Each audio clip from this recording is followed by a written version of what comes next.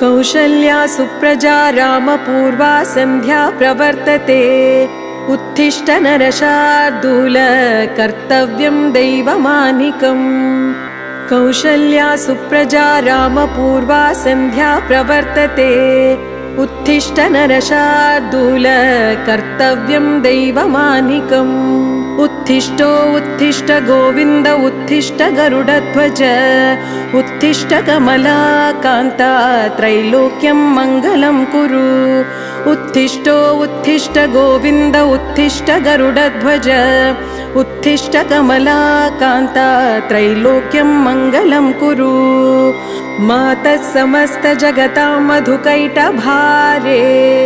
वक्षो विहारिणि मनोहर दिव्यमूर्ते श्रीस्वामिनि श्रितजनप्रियदानशीले श्रीवेङ्कटेश दयिते तव सुप्रभातम् मातः समस्त जगतां मधुकैटभारे वक्षो विहारिणि मनोहर दिव्यमूर्ते श्रीस्वामिनि श्रितजनप्रियदानशीले श्रीवेङ्कटेश दयिते तव सुप्रभातम् तव सुप्रभातमरविन्दलोचने भवतु प्रसन्नमुखचन्द्रमण्डले विधिशङ्करेन्द्रवनिताभिरर्चिते वृषशैलनाथ दयिते दयानिधे अत्र्यादिसप्तऋषयः समुपास्य सन्ध्याम् आकाशसिन्धुकमलानि मनोहराणि आदाय पादयुगमर्चयितुं प्रपन्ना शेषाद्रिशेखर विभो तव सुप्रभातम् पञ्चाननाब्ज भव षण्मुखवासवाद्या त्रैविक्रमाधिचरितं विबुधास्तुवन्ति भाषापति पठति वासरशुद्धिमारा शेषाद्रिशेखर विभो तव सुप्रभातम् ईषत्प्रफुल्लसरसीरुहनारिकेल पूगाद्रुमादिसुमनोहरपालिकानाम् आवाति मन्दमणिलासः दिव्यगन्धै शेषाद्रिशेखर विभो तव सुप्रभातम् उन्मील्य नेत्रयुगमुत्तमपञ्जरस्था पात्रावशिष्टकदलीफलपायसानि भुक्त्वा सलीलमथकेलिसुखः पठन्ति शेषाद्रिशेखर विभो तव सुप्रभातम् तन्त्रीप्रकर्षमधुरस्वनया विपञ्च्या गायन्त्यनन्तचरितं तव नारदोऽपि भाषा समग्रमसत्कृतचारुरम्यम् शेषाद्रिशेखर विभो तव सुप्रभातम् भृङ्गावली च मकरन्दरसानुवेद्धा झङ्कारगीतनिनदै सह सेवनाय निर्यात्युपन्तसरसीकमलोदरेभ्यः शेषाद्रिशेखर विभो तव सुप्रभातम् योषा गणेन वरदाग्निविमत्यमाने घोषालयेषु दधिमन्थनतीव्रघोषाः रोषात् कलिं विदधते ककुभश्च कुम्भाः शेषाद्रिशेखर विभो तव सुप्रभातम् पद्मेशमित्रशतपत्रगतालिवर्गा हर्तुं श्रियं कुवलयस्य निजाङ्गलक्ष्म्या भेरीनिनादमिव बिभ्रति तीव्रनादम् शेषाद्रिशेखर विभो तव सुप्रभातम् श्रीमन्नभीष्टवरदा लोकबन्धो श्री श्रीनिवास जगदेकदयैकसिन्धो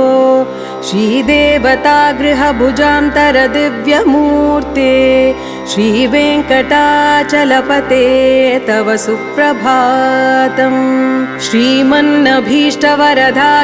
लोकबन्धो श्री श्रीनिवास जगदेकदयैकसिन्धो श्रीदेवतागृहभुजान्तर दिव्यमूर्ते श्रीवेङ्कटाचलपते तव सुप्रभातम् श्रीस्वामी पुष्करणिका प्लवनिर्मलाङ्गाः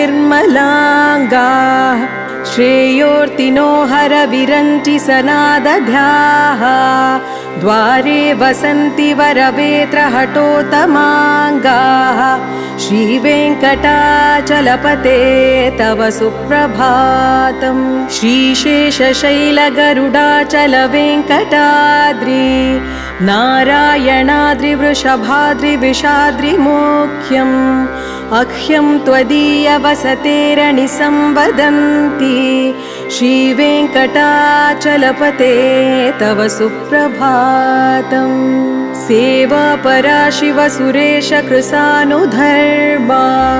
रक्षोऽम्बुनाथपवमानधनादिनाथः बद्धाञ्जलि प्रविलसन्निजशीर्षदेशा श्रीवेङ्कटाचलपते तव सुप्रभातम् घाटीषु ते विहगराज मृगाधिराजा नागाधिराज गजराज हयाधिराज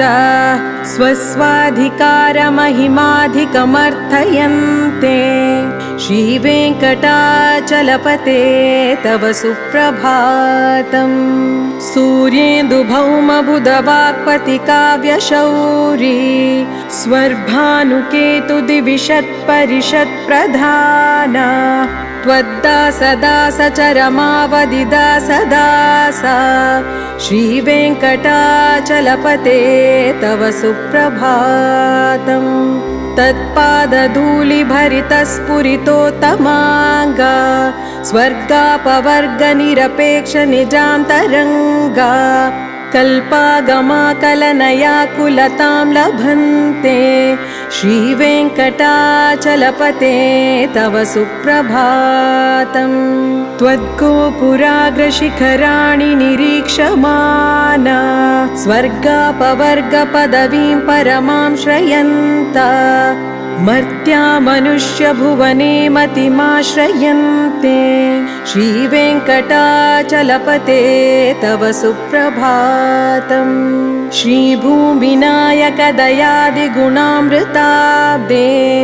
देवादिदेव जगदेकशरण्यमूर्ते श्रीमन्ननन्तगरुडादिभिरर्चिताङ्घ्रे श्रीवेङ्कटाचलपते तव सुप्रभातम्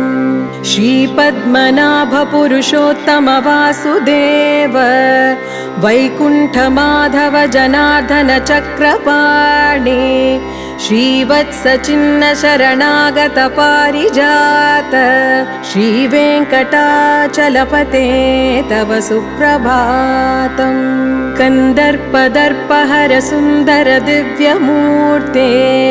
कान्ताकुचाम्बुरुह कुट्मललोलदृष्टे कल्याण निर्मल गुणाकर दिव्यकीर्ते श्रीवेङ्कटाचलपते तव सुप्रभातम् मीनाकृते कमठकोल नृसिंहवर्णिन् स्वामीं परस्वत तपोधन रामचन्द्र शेषां स रामयदुनन्दन कल्किरूप श्रीवेङ्कटाचलपते तव सुप्रभातम् एलालवङ्गघनसार सुगन्धितीर्थम् दिव्यं वियत्सरितु हेमघटेषु पूर्णम् धृत्वाद्यवैदिकशिखामणयः प्रहृष्टा तिष्ठन्ति वेङ्कटपते तव सुप्रभातम् भास्वानुदेति विकचानि सरोरुहानि सम्पूरयन्ति निनदैककुभो विहङ्गा श्रीवैष्णवा सततमर्थितमङ्गलास्ते धामाश्रयन्ति तव वेङ्कटसुप्रभातम् ब्रह्मादयासुरवरा समहर्षयस्ते सन्तः सनन्दनमुखास्त्वत योगिवर्या धामान्तिके तव हि मङ्गलवस्तु हस्ता श्रीवेङ्कटाचलपते तव सुप्रभातम्। लक्ष्मीनिवास निरवद्य गुणैकसिन्धो संसारसागर समुत्तरणैकसेतो वेदान्तवेद्य निज वैभव भक्तभोग्या श्रीवेङ्कटाचलपते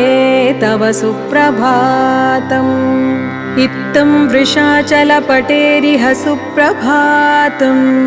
ये मानवाः प्रतिदिनं पठितुं प्रवृत्ता तेषां प्रभातसमये स्मृतिरङ्गभाजां प्रज्ञां परार्थसुलभां परमां प्रसूते। इत्थं वृषाचलपटेरिह सुप्रभातम्। ये मानवाः प्रतिदिनं पठितुं प्रवृत्ता तेषां प्रभातसमये स्मृतिरङ्गभाजां प्रज्ञां परार्थसुलभां परमां प्रसूते।